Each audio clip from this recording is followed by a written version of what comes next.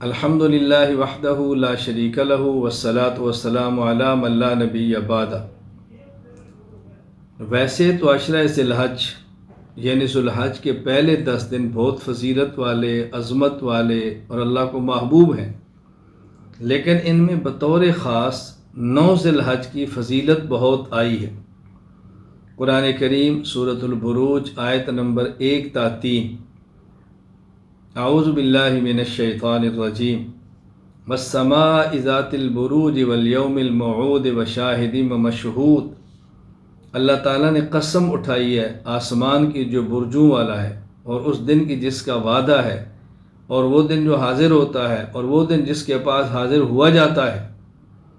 یہاں جو الفاظ مبارک ہے الیوم الموعود وشاہد ومشہود، ان سے مراد کون سے دن ہیں؟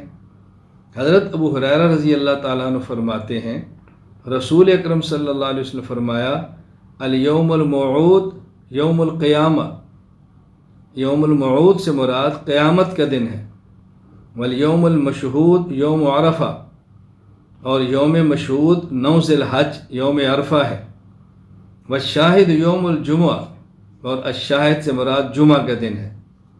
یہ حدیث جامع ترمذی ابواب التفسیر باب من تفسیر سورۃ البروج کے اندر موجود ہے۔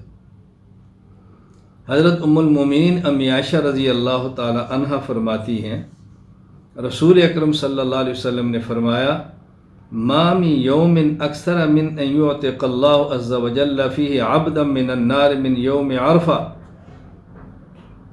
اللہ تعالی جس دن سب سے زیادہ غلام آزاد فرماتے ہیں وہ یوم عرفہ ہے۔ وَإِنَّهُ لَيَدْنُو ثُمَّ يُبَاهِي بِهِمُ الْمَلَائِكَةُ وَيَقُولُ مَا أَرَادَ هَؤُلَاءِ، اور اللہ تعالیٰ اس دن بندوں کو خاص قرب عطا فرماتے ہیں، اللہ کی رحمت بندوں کے بہت قریب ہو جاتی ہے۔ اللہ تعالیٰ اپنے ملائکہ پر بطور فخر کے ارشاد فرماتے ہیں ما اراد ہؤلاء، یہ میرے بندے کیا چاہتے ہیں، یعنی کیا مانگتے ہیں۔ اللہ اکبر۔ تو اللہ تعالیٰ محبت کے ساتھ اپنے بندوں کو عطا فرماتے ہیں۔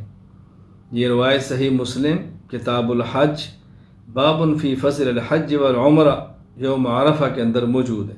حضرت ابو قتادہ انصاری رضی اللہ تعالیٰ عنہ فرماتے ہیں وسئل عن صوم یوم عرفہ، نبی کریم صلی اللہ علیہ وسلم سے یوم العرفہ 9 ذی الحج کے روزے کے بارے میں پوچھا گیا، فقال یکفر السنۃ الماضیۃ والباقیہ، فرمایا یوم عرفہ یعنی 9 ذی الحج کا روزہ رکھنے سے 1 سال گزشتہ کے گناہ معاف ہوتے ہیں، اور 1 سال آئندہ ہونے والے گناہوں کو اللہ تعالیٰ معاف فرما دیتے ہیں۔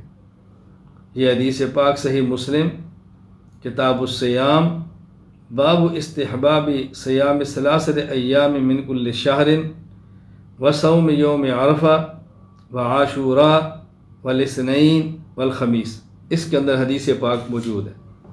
اللہ تعالیٰ توفیق عطا فرمائے تو یوم عرفہ یعنی 9 ذی الحج کے روزہ رکھنے کا بطور خاص اہتمام کرنا چاہیے۔ اللہ تعالیٰ ہم سب کو اس کی توفیق عطا فرمائے۔